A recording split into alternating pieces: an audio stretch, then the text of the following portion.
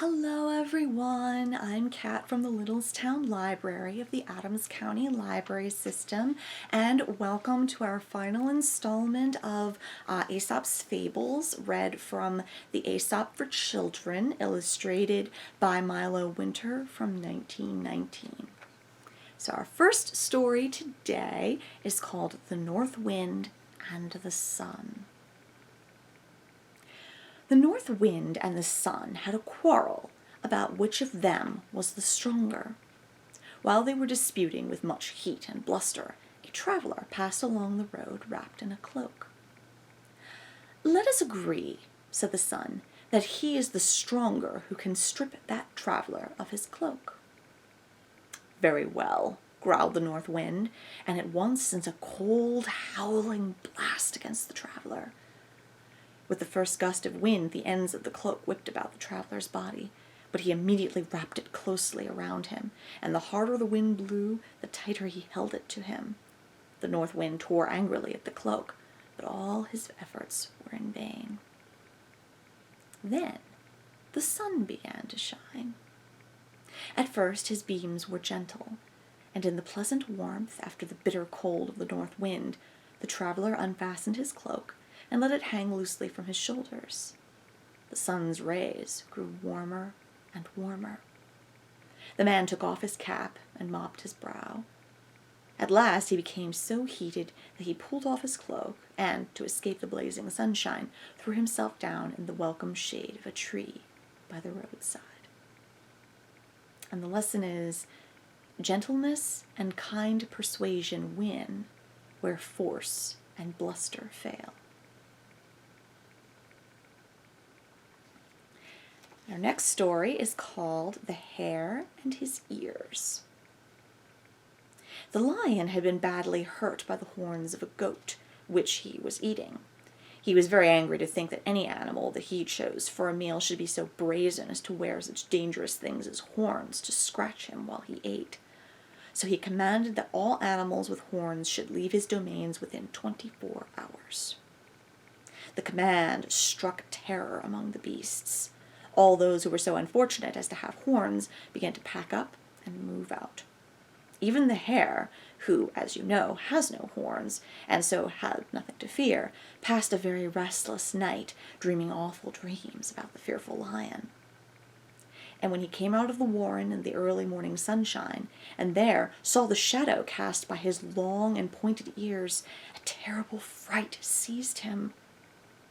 "Goodbye, neighbor Cricket," he called. "I'm off. He will certainly make out that my ears are horns, no matter what I say." And the lesson is, do not give your enemies the slightest reason to attack your reputation. Your enemies will seize any excuse to attack you. Our next story is called The Wolves and the Sheep. A pack of wolves lurked near the sheep pasture, but the dogs kept them all at a respectful distance, and the sheep grazed in perfect safety. But now the wolves thought of a plan to trick the sheep. "Why is there always this hostility between us?" they said. "If it were not for those dogs who are always stirring up trouble, I am sure we would get along beautifully.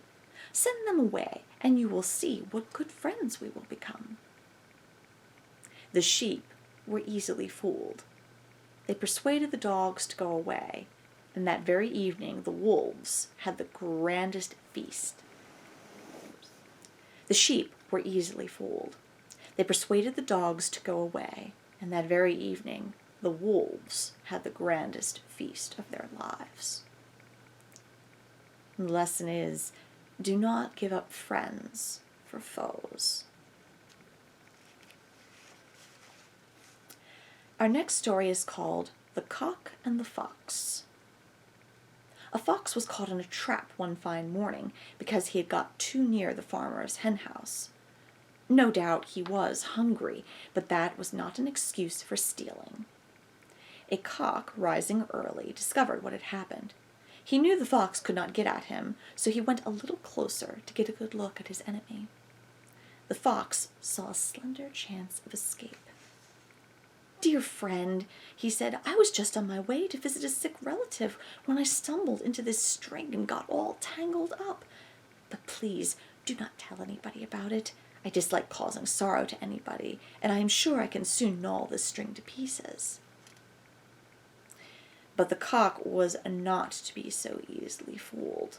He soon roused the whole hen-yard, and when the farmer came rushing out, that was the end of Mr. Fox. And the lesson is, the wicked deserve no aid.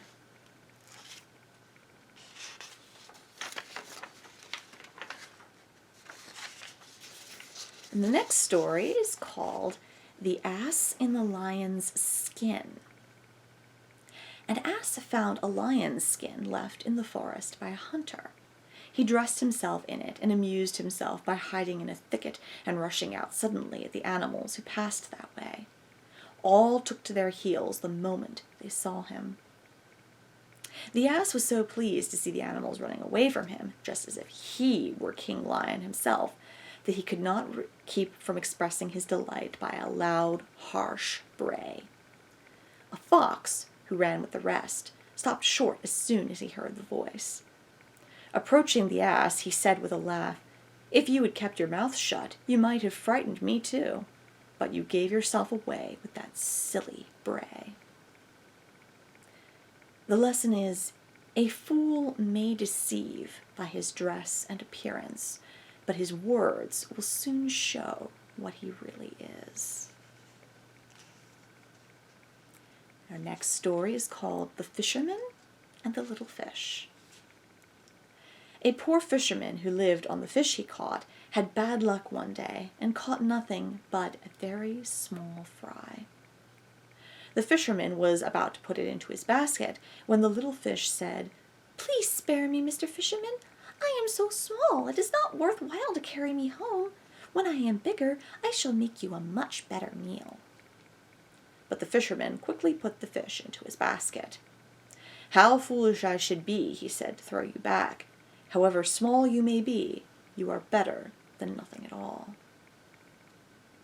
And the lesson is, a small gain is worth more than a large promise.